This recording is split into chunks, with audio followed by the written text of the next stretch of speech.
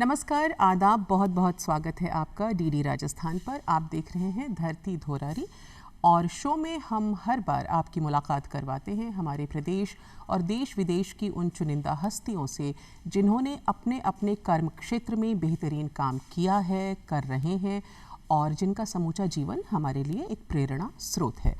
तो आज के हमारे ख़ास मेहमान से आपकी मुलाकात करवाने से पहले उनकी शान में चंद अशार पढ़ना चाहूँगी कि मंजिल पे ध्यान हमने ज़रा भी अगर दिया, मंजिल पे ध्यान हमने ज़रा भी अगर दिया, आकाश ने डगर को उजालों से भर दिया, रुकने की भूल हार का कारण न बन सकी, चलने की धुन ने राह को आसान कर दिया। तो ये जो धुन है ना, लगन यानी कि पैशन, ये बहुत ज़रूरी है लाइफ में अपने पर्पस को पूरा करने के लिए और अपने सपनों को जीने के लिए। हमारे आज के मेहमान ये सारा काम भरपूर तरीके से कर रहे हैं। उनका पूरा जीवन लोक कलाकारों को, लोक कलाओं को और थिएटर को समर्पित है। वे जाने माने थिएटर आर्टिस्ट हैं, एक्टर हैं, डायरेक्टर हैं, शॉर्ट फिल्म मेकर हैं, डॉक्यूमेंट्री फिल्म मेकर हैं और कला के प्रति समर्पित तो हैं ही हैं। सोने पे सुहागा ये कि वे बतौर प्रशासनिक अधिकारी कई जिम्मेदाराना पदों को सुशोभित भी कर चुके हैं। तो आइए जोरदार स्वागत करते हैं जनाब राजीव आचार्य जी का। राजीव जी, बहुत बहुत स्वागत है आपका, सादर प्रणाम, हार्दिक अभिनंदन। कैसे हैं आप? मैं बहुत अच्छा हूँ। कुछ ज़्यादा कशीदे पढ़ दिए गए मेरी तारीफ में, इतना बड़ा मैं नहीं हूँ। कोशिश कर रहा हूँ कि कुछ कर पाऊँ, सीख पाऊँ। ये अभी भी कहने को दाढ़ी सफ़ेद हो गई है, लेकिन अभी सीखने का दौर मेरा अभी ख़त्म नहीं हुआ। सर, यही एक महान आर्टिस्ट की हम्बलनेस होती है कि आप कितना भी अच्छा कर जाएं, लेकिन हमेशा आपको लगता है कि अभी लर्निंग जो है वो चल रही है। तो एक महान कलाकार बनने के पीछे, ज़िंदगी में बहुत कुछ बड़ा अचीव करने के पीछे व्यक्ति का शेपअप होना ज़रूरी होता है और ये प्रोसेस बचपन से ही शुरू हो जाता है। तो हम शुरुआत, आपका जो सफ़र है उसकी शुरुआत आपके बचपन से करेंगे, जब आप अपने श्रद्धेय पिताजी जो जाने माने कवि और गीतकार रहे डॉक्टर हरिराम आचार्य जी, उनके सानिध्य में थे। आपका बचपन किस तरह का था?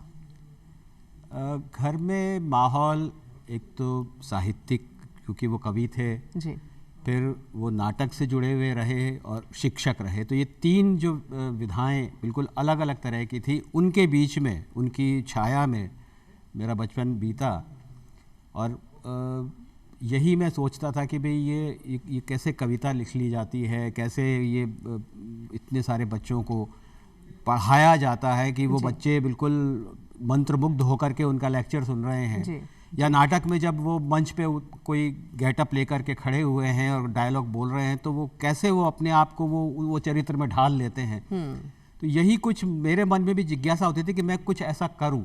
और चूंकि माहौल घर में ऐसा था, तो स्वाभाविक रूप से मेरी गति भी उसी दिशा में बढ़ गई। जी, जी। तो बचपन में था मैं शर्मीला।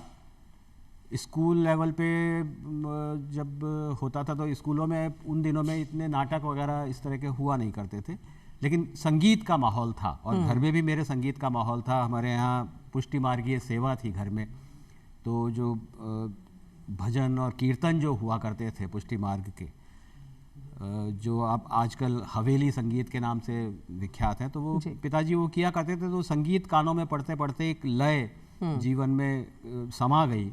तो स्कूली लेवल पे तो मैं एक गायक के रूप में अपनी स्कूल की जो गायन मंडली थी जी। उसमें शरीक हो गया।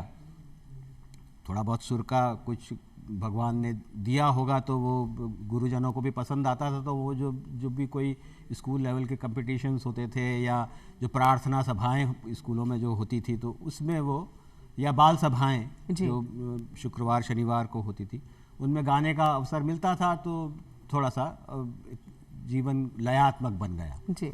लेकिन जब फिर कॉलेज में आया तो मुझे लगा कि ये लय तो ठीक है जी, लेकिन उस लय को अभिव्यक्त करने के लिए कुछ और माध्यम भी मुझे तलाशना पड़ेगा। और कॉलेज में आने के बाद में फिर वो एक समर कैंप जैसा लगा था और उसमें नाटक की क्लासेस होती थी।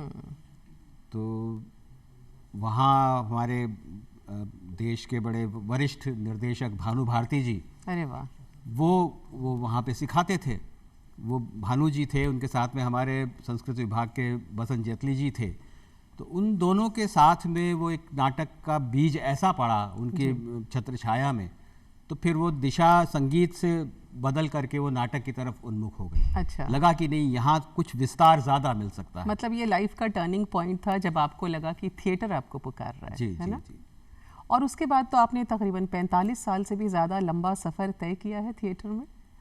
अब कई वो बड़े बड़े प्रोजेक्ट्स के साथ आप जुड़े रहे। कॉलेज के समय में एक फिर जब उन्मुख हुए तो आदमी फिर अपनी ही तरह के लोग ढूंढ लेता है। तो कॉलेज में एक मंडली बन गई, वो मंडली जो जिनको नाटक के प्रति कुछ रुझान था या वो अपने आप को अभिव्यक्त करने के लिए वो नाटक को अपना माध्यम बनाना चाहते थे, एक मंडली बन गई। अब कॉलेज लेवल पे यूथ फेस्टिवल्स भी होते हैं, कुछ प्रतियोगिताएं भी होती हैं, तो उनमें भाग लेते लेते और ख़ुद को तराशते तराशते जब नाटक का अपना कॉलेज का दौर ख़त्म हुआ तो फिर हम सब ने मिल करके एक मंडली बना ली। और मंडली बना करके ये हुआ कि भाई हम लोग अब नाटक किया करेंगे। जब मंडली बन के पूरी हुई और हमने कुछ छोटे मोटे कुछ आयोजन किए, उसी दरमियान हमारा एक साथी वो एक सड़क दुर्घटना में उसका देहांत हो गया। तब फिर लगा कि नहीं, अब वो क्योंकि और उसकी नई नई शादी हुई थी और पहला व्यक्ति था वो हमारे मंडली का जिसकी शादी हुई थी। हम सब लोग अभी उस दौर से गुजरे नहीं थे, तो वो उसका परिवार, उसका छोटा बच्चा, तो हमें लगा कि नहीं, उनकी मदद के लिए हमें कुछ करना चाहिए। तो अब हमारे पास में तो और कोई साधन था नहीं, हम नाटक करना जानते थे। हमने कहा कि एक नाटक का समारोह करते हैं, उससे जो आय होगी फिर वो हम उनके लिए डोनेट करेंगे। जी जी। तो अब ये हुआ कि भाई फेस्टिवल ऐसा हो कि जिसमें आय भी हो सके, तो कुछ ऐसा यूनिक आइडिया होना चाहिए। तब हमने एक विचार मन में पहले से भी था लेकिन वो फलीभूत नहीं हुआ था। उस समय हमने फिर उसके लिए प्रयास किया कि एक नाटक त्रयी ट्रिलॉजी की परंपरा विदेशों में है, वो यहाँ पे भी चलती है अलग अलग रूप में। तो हमने एक विषय चुना कि बिना मेहनत किए हुए जो कोई सफलता या धन या कोई पद हासिल हो जाता है, उसका नतीजा हमेशा बुरा होता है। जो मेहनत से अर्जित की जाती है चीज़, उसका सुख अलग होता है, उसका परिणाम अच्छा होता है, लेकिन बिना मेहनत के किसी को जो मिल जाता है। तो इसी थीम पर आधारित हमने 3 नाटक, तो 2 नाटक तो हमें मिल गए थे, लिखे हुए थे। एक बादल सरकार ने अबू हसन बादल सरकार का लिखा हुआ नाटक था। मोहित चटर्जी ने अली बाबा लिखा था। तीसरा नाटक हमारे पास में था नहीं, तो अब फिर मैंने पिताजी से कहा कि अब इसी थीम पर तीसरा नाटक आपको लिखना है। तो फिर हमने तीसरी कहानी चुनी अलादीन की। ये 3 नाटकों की श्रृंखला चल रही है। पहले में वो उसको बिना मेहनत किए हुए एक दिन की बादशाहत मिल जाती है, दूसरे में वो सिम सिम का खजाना मिल जाता है, और तीसरे में वो चिराग मिल जाता है जो जिसका जिन आपको हुक्म करते ही कुछ सारी चीजें प्रोवाइड कर देता है। जी।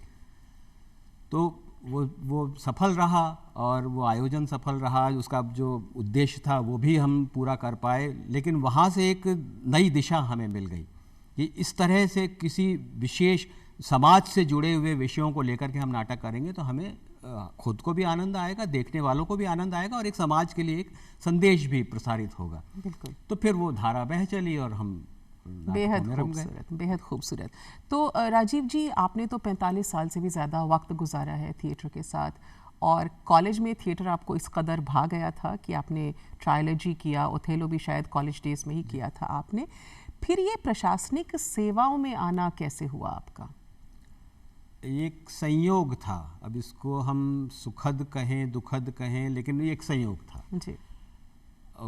किन्हीं परिस्थितियों में ये दुखद भी लगता था, लेकिन वैसे कुल मिलाकर के वो एक सुखद संयोग था कि भाई जो कॉलेज में जब होते हैं तो एक भेड़ चाल सी चलती है। तो मेरे कुछ मित्र थे जो प्रशासनिक सेवाओं के लिए तैयारियां कर रहे थे, और मेरे पास में कुछ ऐसे विषय में कॉलेज में थे, मनोविज्ञान, दर्शन शास्त्र, संस्कृत, जो प्रशासनिक जो प्रतियोगी परीक्षाएं होती हैं उनमें लोग ऑप्ट किया करते थे वो।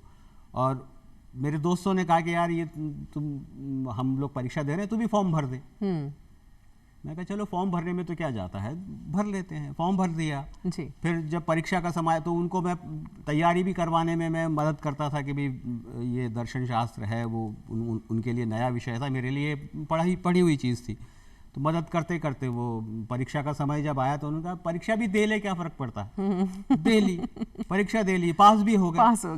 पास हो गए तो फिर अब ये एक तो सामाजिक दबाव बन गया कि भी तुमने प्रतियोगी परीक्षा पास कर लिया तो अब ज्वाइन करो जी। और फिर दोस्तों ने कहा कि नहीं जचे तो छोड़ देना। तब मुझे ये नहीं पता था कि सरकारी नौकरी में जाने के बाद उसे छोड़ना कितना मुश्किल होता है। अच्छा।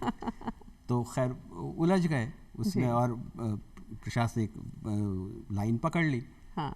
अब संकट ये था कि मेरी रुचि कला की तरफ, वो प्रशासन का बिल्कुल एक जिसे रूखा सा एक माहौल, जहाँ आपको भावनाएं अभिव्यक्त नहीं करनी है, आपको लोगों की भलाई देखनी है लेकिन अपनी भलाई को भूल करके जी।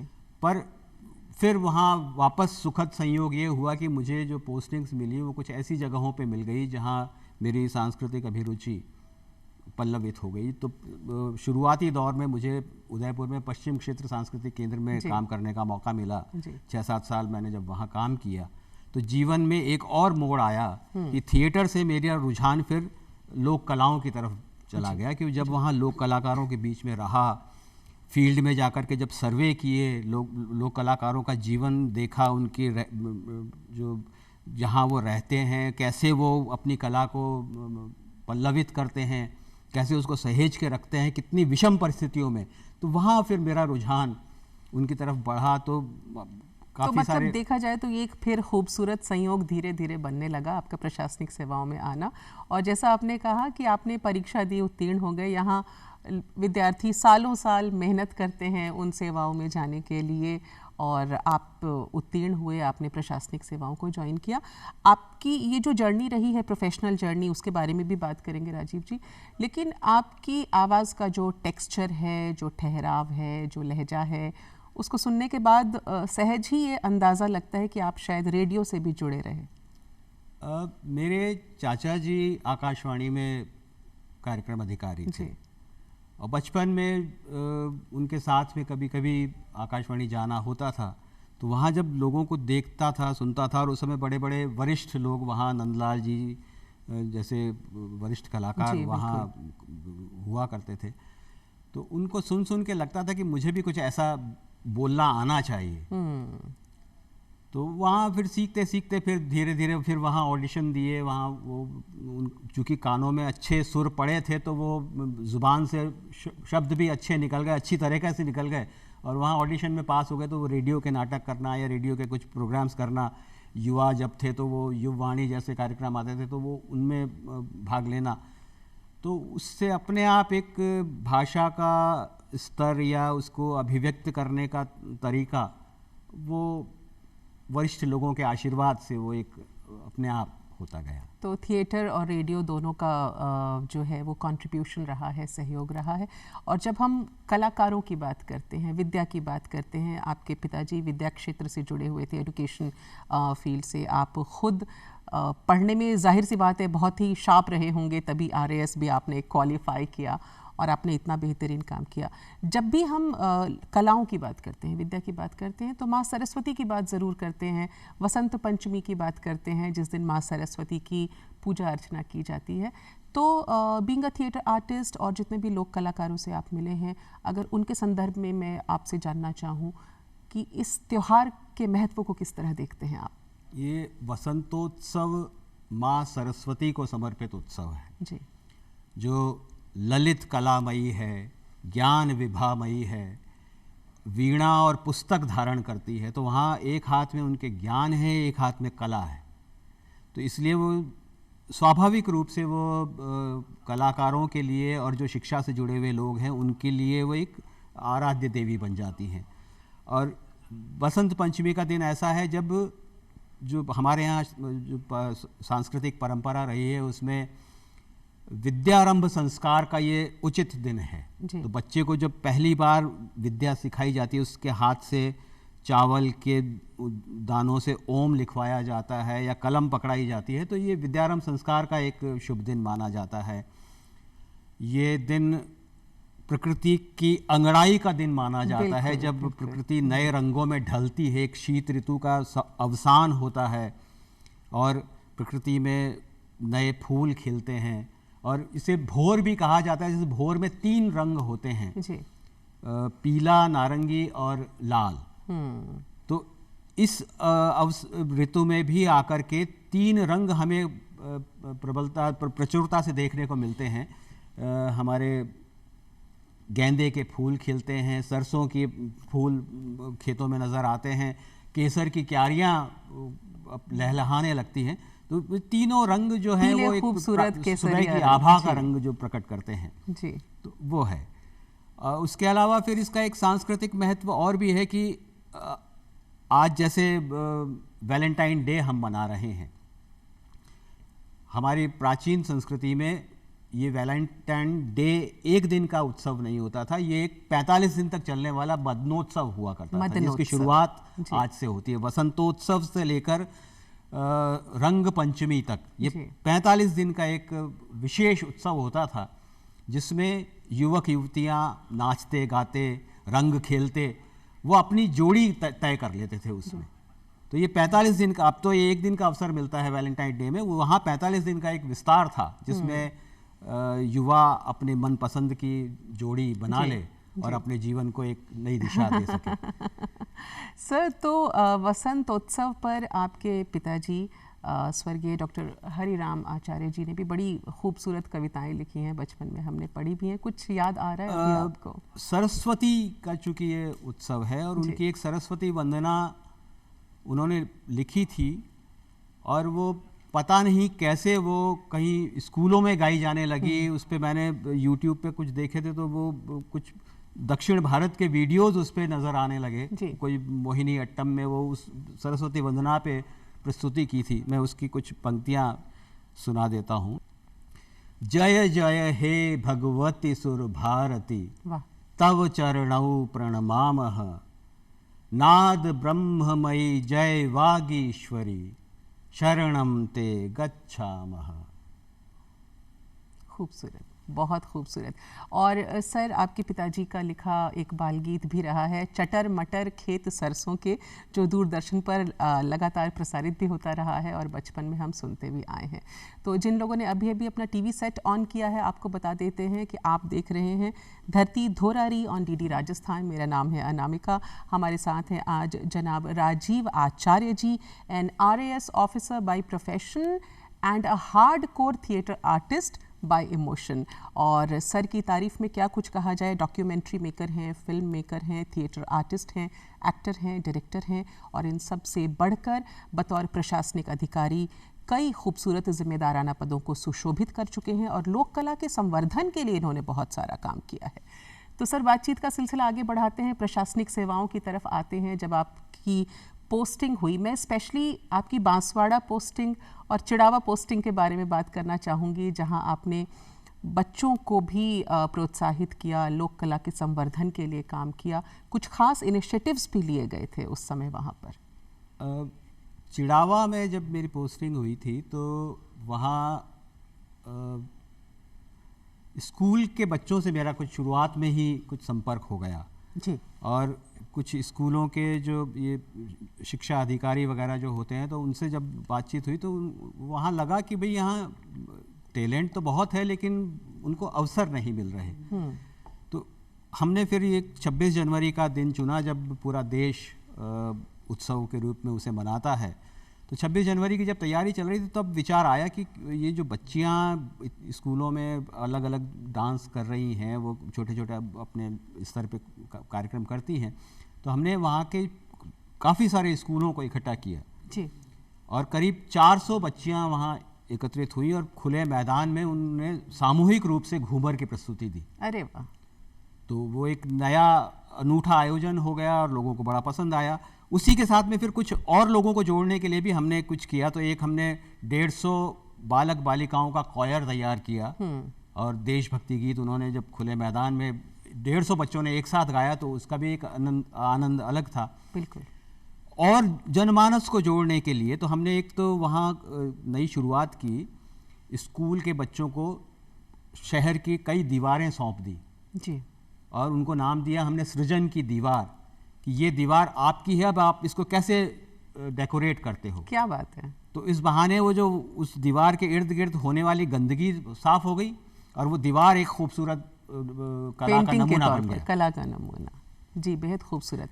आपने रंगोली मेकिंग भी करवाई रंगोली फिर बच्चों हमने से। यही जी। सफाई को देखते हुए कि भाई गंदगी वहीं होती है जहाँ थोड़ी सी गंदगी पड़ी होती है, तो वो धीरे धीरे फिर लोग और डालना शुरू कर देते हैं। अगर वो जगह साफ सुथरी नजर आएगी तो आदमी कचरा डालने से डरेगा। जी। तो हमने चौराहों पे रंगोली बनवाई, प्रतियोगिता कर ली, तो उसमें बच्चों ने मेहनत से काम भी किया। इनाम के एक थोड़ा सा जो लालच जुड़ गया इनाम का, तो उन्होंने अपनी पूरी कला वहाँ बिखेर दी, और उसके बाद में वो कई दिनों तक वो जगह बिल्कुल साफ सुथरी नजर आती थी। क्या अब बात ठीक है, अब ये हमारी भी आदतें ख़राब है कि हम गंदगी फैलाना पसंद करते हैं, तो वो ठीक बात नहीं है। लेकिन सफाई हमारे अंदर से जब तक नहीं जागेगी, हम अपने आप को और अपने समाज को, शहर को साफ नहीं रख सकते। बिल्कुल सर, और हमारे प्रधानमंत्री भी लगातार इस बात को प्रमोट करते रहते हैं कि साफ सफाई का ध्यान रखिए अगर देश को आगे बढ़ाना है तो। 26 जनवरी का वो दिन जो है आज से शायद 30 या 31 साल पहले का है, वहाँ मैं आपको ले जाना चाहूँगी जब आप दिल्ली के राजपथ पर लोक कलाकारों का दल लेकर के जाते हैं। और ये अनूठा आयोजन कहा जाए, अपने आप में अनोखा इसलिए भी क्योंकि सांस्कृतिक विभाग की तरफ से शायद ये आपको डायरेक्टिव्स आए थे और पहली बार हमारे लोक कलाकार वहाँ परफॉर्म करने गए थे। जी, उस समय क्या होता था, 26 जनवरी की जब परेड हुआ करती थी तो बच्चों को शामिल करने के लिए वो दिल्ली के स्कूलों के बच्चे उनमें पार्टिसिपेट किया करते थे आमतौर पर। उससे कुछ दिन पहले सांस्कृतिक केंद्रों की स्थापना उस समय देश में हुई थी, 7 अलग अलग सांस्कृतिक केंद्र बनाए थे। तो वहाँ कोई बैठक में विचार आया कि ये इस परेड में सांस्कृतिक केंद्रों को भी शामिल किया जाए ताकि कुछ सांस्कृतिक उसमें इनपुट आ सके। जी। जब सांस्कृतिक केंद्रों के पास में ये प्रस्ताव आया तो मैं पश्चिम क्षेत्र सांस्कृतिक केंद्र में था और पहला अवसर हमें ही मिला। तो वहाँ ये बात होने लगी कि भाई उदयपुर में चूँकि है तो उदयपुर के स्कूल के बच्चों को हम वहाँ परफॉर्म करवाएं। तब उससे पहले हम लोग एक सर्वे जैसलमेर, बाड़मेर, जोधपुर, ये पश्चिमी राजस्थान के इलाकों में कर चुके थे और वहाँ लंगा मांगणियार जो गायक जातियाँ हैं उनके बच्चे, उनको हमने देखा था, सुना था, जो अपने मूल कला से भटक रहे थे। तो हमने उनको इकट्ठा करके एक वर्कशॉप वहाँ पे की थी।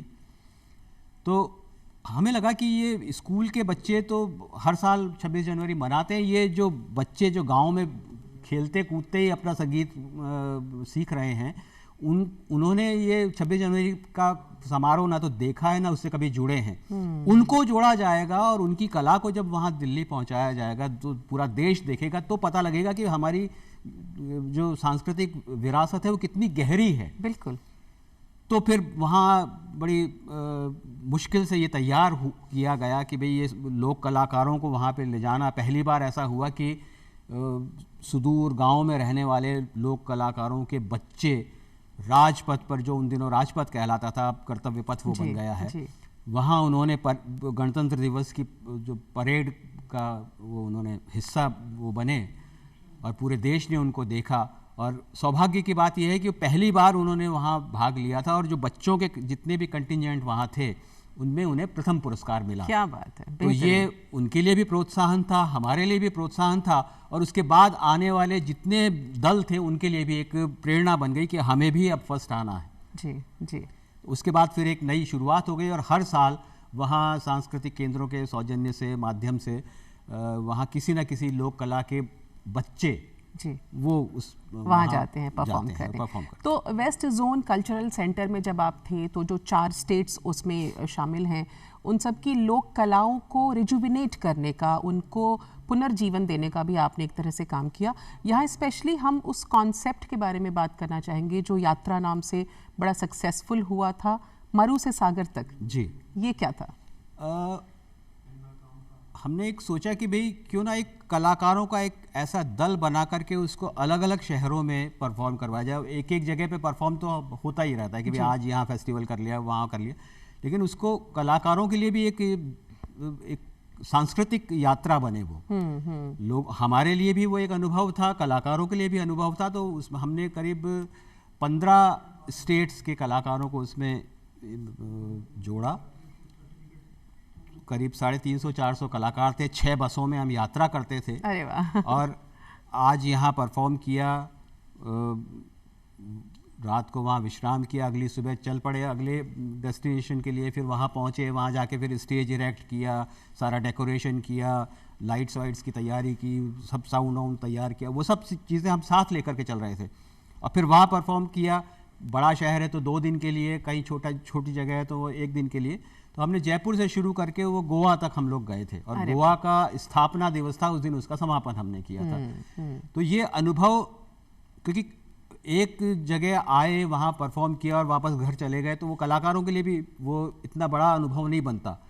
जब वो पूरा महीना वो सब कलाकार साथ रहे अलग अलग प्रदेशों के, तो उसमें भाषाओं का आदान प्रदान हुआ, वेशभूषाओं का आदान प्रदान हुआ, खान पान की शैलियों का आदान प्रदान हुआ, एक दूसरे की कलाओं का आदान प्रदान हुआ, उनके वाद्य कैसे हैं, हमारे वाद्य कैसे हैं, उनका संगीत कैसा है, हमारा संगीत कैसा है, ये जब जुड़े तो एक सांस्कृतिक एकता का भाव बना। और जब वो आखिरी दिन हम लोग परफॉर्म कर रहे थे, उस समय ऐसा लग रहा था, सबके मन में ये भाव था कि हम एक पूरे भारत का एक लघु रूप वहाँ साकार कर रहे हैं। वाह वाह। तो इतना आपसी जुड़ाव बन चुका था, क्योंकि जब तक हम मिलेंगे नहीं, हम में एक जुड़ाव बनेगा नहीं, हम एक दूसरे से संवाद नहीं करेंगे तो हमारे दिल नहीं मिलेंगे। तो वो उस यात्रा ने ये काम किया कि इतने दिनों तक कलाकार साथ रहे, साथ उठे बैठे, साथ उन्होंने खाना खाया, साथ मस्ती की, साथ परफॉर्म किया, लड़े झगड़े, सब कुछ हुआ। अब एक ऐसा अवसर था कि वो उस यात्रा में हमारे साथ वो बहुत महान पंडवानी गायिका तीजन बाई जी। एक दिन उन्होंने कहा कि आज मैं, चूंकि खाना वाना रात को सब बनता था, कि आज मैं अपने हाथ से कुछ बना के खिलाना चाहती हूँ सबको। अच्छा। और उन्होंने पूरी सब रेसिपी तैयार की, और वो सबके लिए एक वहाँ छत्तीसगढ़ की कोई विशेष चटनी उन्होंने बनाई। अच्छा। और वो सब ने चखी। क्या बात। अब वो एक प्रदेश की चटनी 15 प्रदेशों के लोग चख रहे हैं, तो कहीं ना कहीं वो स्वाद अंदर बसता है, और वो स्वाद जब वापस निकलता है तो वो एक एकता का एकाकार। बिल्कुल, ये हमारे देश की खूबसूरती है सर। अलग अलग प्रदेशों की, स्टेट्स की जो लोक कलाएं हैं, जब एक रंग में रंग जाती हैं तो एक अनूठा लोक रंग उभर करके आता है। बतौर सूत्रधार, बतौर एंकर जो आपकी जर्नी रही है उसके बारे में भी बात करेंगे, और आपकी यूएसपी रही है राजीव जी कि आप लोक कलाकारों के रंग में ही घुल मिल जाते हैं, और उनके जैसी ही पारंपरिक वेशभूषाएं धारण करके आप एज एन एंकर जो है परफॉर्म कर रहे होते हैं स्टेज पे। तो एक तो ये अनुभव कैसा रहा, और कभी कोई दिलचस्प वाकया हुआ क्या आपके खास गेटअप को देखकर? ये एक शुरुआत, जब मरु से सागर तक जिस कार्यक्रम की बात कर रहे हैं, उसी कार्यक्रम में ये शुरुआत हुई थी कि भाई मैं एंकरिंग कर रहा था, सूत्रधार था उस कार्यक्रम का। कुर्ता पजामा पहने हुए एक मंच के कोने में खड़ा होकर के परिचय देता था कि अब अगला आइटम ये आएगा, अगला कार्यक्रम इस स्टेट का है, इसमें ये होता है, वो होता है। एक दिन ऐसे ही जब मैं मंच पे चढ़ रहा था, मेरे बगल में एक कलाकार खड़े हुए थे अगले आइटम की तैयारी के लिए। तो उन्होंने एक खास किस्म की पगड़ी पहनी हुई थी। मुझे लगा ये पगड़ी बहुत अच्छी है। मैंने कहा एक बार मुझे दो। मैंने वो पगड़ी पहनी और वो पहन के मैं मंच पे गया जी। तो दर्शकों को कुछ अच्छा लगा कि साहब ये अभी तक तो ऐसे कुर्ता पजामा पहना हुआ आदमी खड़ा हुआ था, अब के चलो ये पगड़ी पहन के आए, कुछ कलाकार जैसा दिख रहा है। वापस जाके मैंने पगड़ी सौंप दी। अब वो उसके बाद में अगला जो आइटम आने वाला था, तो उसमें जो कलाकार थे उनके पास में एक टोपी थी। अच्छा। सर हमारी टोपी लगा के नहीं जाओगे? मैंने वो टोपी लगा के गई। अब धीरे धीरे ये क्रम चालू हो गया। तो अगले दिन, तो फिर जब अगले दिन अगली जगह पे हम परफॉर्म कर रहे थे, वहां पे मैंने सिर्फ पगड़ी या टोपी नहीं पहनी, मैंने पूरी वेशभूषा पहनी। तो कलाकारों से एक आत्मिक जुड़ाव बन गया कि फिर तो ये होगा, सर कल उनकी पहनी थी, आज हमारी ड्रेस पहनोगे। तो ये करते करते वो ऐसा लगने लगा कि भाई मैं उनसे एकाकार हो रहा हूँ। और जब एकाकार हुआ तो जो मेरे बोलने का तरीका था या वो जो मुझे बताने का तरीका था, उसमें भी एक आत्मीय भाव आने लगा। तो उससे दर्शकों को भी आनंद आया। तो फिर लगा कि नहीं, ये अच्छा है कि जिस परिवेश में मैं काम कर रहा हूँ, जिन लोगों के साथ में मैं काम कर रहा हूँ, अगर उन्हीं का एक हिस्सा बन के मैं काम करूँगा तो उनको भी अच्छा लगेगा, मुझे भी अच्छा लगेगा, और वो दर्शक भी जब देखेगा तो उसको एक कोई ऐसी चीज़ नहीं लगेगी कि कोई थोप दी गई है, उसी का एक हिस्सा बनेगा। तो ऐसा ही एक वाकया हुआ। हम लोग सांस्कृतिक केंद्र की तरफ से गए थे, मसूरी में IAS एकेडमी है। अच्छा, ट्रेनिंग एकेडमी में जी।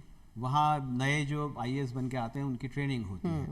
तो उनकी तरफ से एक प्रस्ताव आया कि साहब आप राजस्थान की लोक कलाओं को आप दिखाएं जी, और उनका एक परिचय दें। तो वहाँ जब हम लोग गए तो मैं 2 ग्रुप्स लेकर के गया और वहाँ परफॉर्म किया। मैं भी उन्हीं के वेश में ही था। और वहाँ परफॉर्म करके जब हम लोग परफॉर्मेंस के बाद चाय वाय चल रही थी, तो वो आईएएस अधिकारी जो नए चुने हुए आईएएस अधिकारी थे, वो कलाकारों से बातचीत कर रहे, हम सबसे बातचीत कर रहे। अचानक मेरे मुंह से कुछ ऐसा शब्द निकला, तो वो कहते हैं आप तो मैनेजमेंट की भाषा बोल रहे हो। अच्छा। मैंने कहा साहब मैं तो मैनेजर ही हूँ, मैं कलाकार नहीं हूँ। हम तो आपको कलाकार ही समझ रहे थे। तो मुझे लगा कि नहीं, देखो इस वेशभूषा के साथ में अगर मैं कलाकारों के साथ में रहता हूँ तो मैं भी उसका एक दल का हिस्सा बन जाता हूँ। क्या बात। तो एक जो समग्र प्रभाव है वो कार्यक्रम का अच्छा पड़ता है। अच्छा। तो ये तब से परंपरा शुरू हो गई। और अब तो शायद देश की किसी भी प्रदेश की ऐसी वेशभूषा नहीं होगी जो मैंने पहनी नहीं हो किसी कार्यक्रम में इतने सालों में। लगभग हर प्रदेश की। बिल्कुल सर, ये आपका यूएसपी है और जयपुर वासियों ने भी देखा है। हमने खुद आपको सामने से देखा है मंच पर एंकरिंग करते हुए जवाहर कला केंद्र में। और आपका 45 साल का सफ़र है जिसकी हम बार बार चर्चा कर रहे हैं। बचपन में आपके पिताजी का प्रमुख योगदान रहा है, तो उनकी डॉक्टर हरिराम जी की कोई ख़ास कविता है जो आपके दिल के बहुत करीब हो, जिसे आप आज भी गुनगुनाते हो, पढ़ते हो? उसको सस्वर मैं आपको सुनाता हूँ। जी बिल्कुल। उनका एक मुक्तक है जो काफ़ी चर्चित भी रहा है, और वो जिसके लिए वो अक्सर मैं सुनाया करता था। मेरे दोस्तों ने मेरे पिताजी को कह दिया था कि आप ये मत सुनाया करो। अच्छा। ये राजीव ज़्यादा अच्छा सुनाता है। ओके, तो हो जाए सर। हम दर्द के आशिक है तो वाणी के पुजारी, हम ही से तो पुरनूर है हर तम की अटारी। ऐसे हैं दीवाने के खजानों से न बहले, जिस दर पे मिले प्यार उसी दर के भिखारी। वाह क्या बात है, जिस दर पे मिले प्यार उसी दर के भिखारी। बेहतरीन। और ऐसा ही एक मुक्तक अब आपने शुरुआत कर दी है जी, वो कवि मन को छेड़ दिया है, तो एक और सुनाऊंगा। बिल्कुल, हो जाए सर। हम दर्द के आशिक हैं, ये तो मैं सुना चुका। बिल्कुल सर। तो दूसरा मैं सुनाता हूँ। हम खिजा में भी बहारों का पता देते हैं, हम खिजा में भी बहारों का पता देते हैं, नफरतों को भी मोहब्बत का सिला देते हैं। क्या बात है। यूं तो हिल जाते हैं हम दर्द की एक जुम्बिश से, यूं तो हिल जाते हैं हम दर्द की एक जुम्बिश से, जिद पे आए तो जमाने को हिला देते हैं, जिद पे आए तो।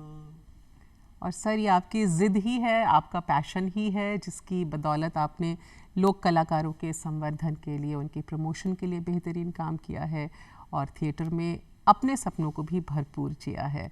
तो राजीव जी, आप कार्यक्रम में आए, हमारे कार्यक्रम को आपने अपनी शख्सियत से गौरवान्वित किया। हम बहुत बहुत आभारी हैं सर कि आपने वक्त निकाला हमारे लिए। बहुत बहुत धन्यवाद आपका सर। और दर्शकों, आपसे भी इजाज़त लेने का वक्त आ गया है। आप देख रहे थे धरती धोरारी डीडी राजस्थान पर, और आज हमारे साथ रहे फॉर्मर आरएएस ऑफिसर और heritage culture expert Shri Rajiv Acharya ji. हमें पूरी उम्मीद है आपको आज का कार्यक्रम ज़रूर अच्छा लगा होगा। आज के लिए इतना ही, दीजिए इजाज़त अनामिका को और देखते रहिए डीडी राजस्थान। नमस्कार।